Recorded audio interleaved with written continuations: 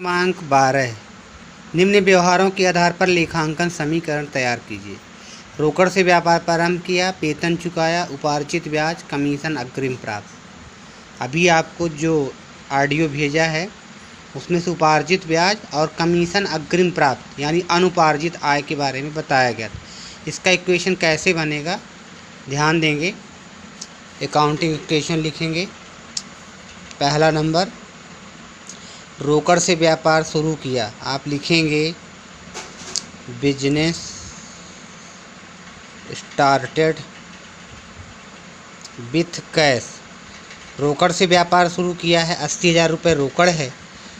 व्यापार में cash I, cash का कॉलम बनेगा एसेट तरफ, और यह एसेट से ही आपकी कैपिटल कहलाएगी। लायबिलिटीज में कुछ नहीं है, कैपिटल आपकी 80,000। दूसरा है वेतन चुकाया। वेतन चुकाया कितने रुपए? 4,000 रुपये।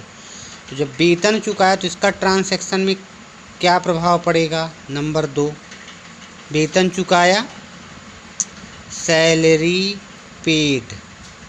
वेतन चुकाया 4,000 कैश से माइनस हो जाएगा, यहाँ पे कुछ नहीं है, लायबिलिटीज में कुछ नहीं है। 4,000 रुपये आपकी कैपिटल माइनस हो जाएगी। 2 ट्रांसैक्शन होने के बाद इक्वेशन बनेगा, आप लिखेंगे यहाँ पर न्यू इक्वेशन 76,000।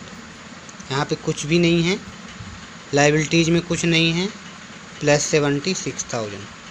इसके बाद समझना ध्यान से, उपार्जित ब्याज 6,000 रुपये। उपार्जित ब्याज 6,000 रुपये है। इसका लेखांकन समीकरण में क्या प्रभाव पड़ेगा? उपार्जित ब्याज यानी एक्यूरेड इंटरेस्ट, ACCRUED इंटरेस्ट। उपार्जित ब्याज, तो उपार्जित ब्याज क्या है? उपार्जित ब्याज यानी आपकी संपत्ति मानी जाएगी। आय कमा ली गई है, प्राप्त नहीं हुई, तो उपार्जित ब्याज संपत्ति में कॉलम बन जाएगा। यहाँ पर आप लिखेंगे एक्यूरेड इनकम या एक्यूरेड इंटरेस्ट, कुछ भी लिख सकते हैं क्योंकि उपार्जित आय ही होगी। अब वो नाम है ब्याज के रूप में मिली तो उपार्जित ब्याज लिखा हुआ। इसके बाद उपार्जित ब्याज में आपकी जितने रुपए उपार्जित ब्याज है उतनी बढ़ जाएगी। कितने रुपए उपार्जित ब्याज है? 6,000।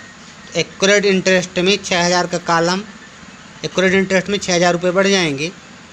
यहाँ पर कैपिटल में भी 6,000 रुपये की राशि जुड़ जाएगी।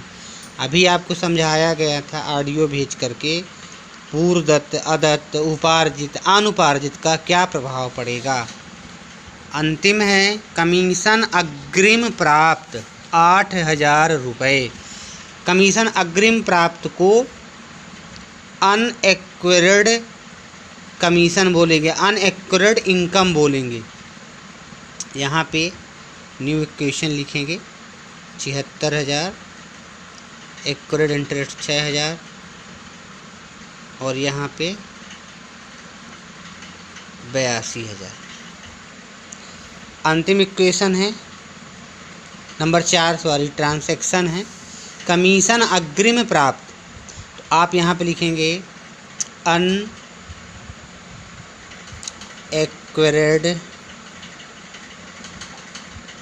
कमीशन। इसका क्या प्रभाव पड़ेगा अनुपार्जित कमीशन का या अनुपार्जित आय का? तो आपको बता दें, इसमें दायित्व का कॉलम बढ़ जाएगा और जितनी अनुपार्जित की राशि है वो कैश में प्लस हो जाएगी। 8,000 रुपये अनुपार्जित की राशि कैश में प्लस, एक्यूरेड में प्लस नहीं होगा। अनुपार्जित एक प्रकार की लायबिलिटीज है व्यापार की। क्यों? क्योंकि आय प्राप्त हो गई, कमा ली गई, लेकिन उसका चालू वित्तीय वर्ष में काम नहीं हुआ, कार्य नहीं हुआ, इसलिए ये आपका दायित्व में आएगा अनएक्यूरेड। तो आप अनएक्यूरेट का दायित्व में कॉलम बनाएंगे। 8,000 रुपये की राशि है, 8,000 रुपये आपकी यहाँ आएगी, यहाँ पर कोई प्रभाव नहीं पड़ेगा। इक्वेशन बनाएंगे, लिखेंगे न्यू इक्वेशन, यहाँ पे 84,000 कैश हो जाएगी, एक्यूरेट इंटरेस्ट आपकी 6,000 आएगी, 8,000 आपका अनएक्यूरेट कमीशन कहलाएगा और आपकी कैपिटल आएगी 82,000। Both are side 84,000 plus 6,000 90,000 and 8 and 82 added equal to 90,000। दोनों तरफ का योग 90,000 आता है। इस प्रकार से आपका अकाउंटिंग इक्वेशन बनेगा जिसमें उपार्जित और अनुपार्जित आय का प्रभाव समझाया गया है। इसको ध्यान से समझेंगे और इसी से मिलते जुलते उदाहरण के सवाल लगाने का प्रयास करेंगे।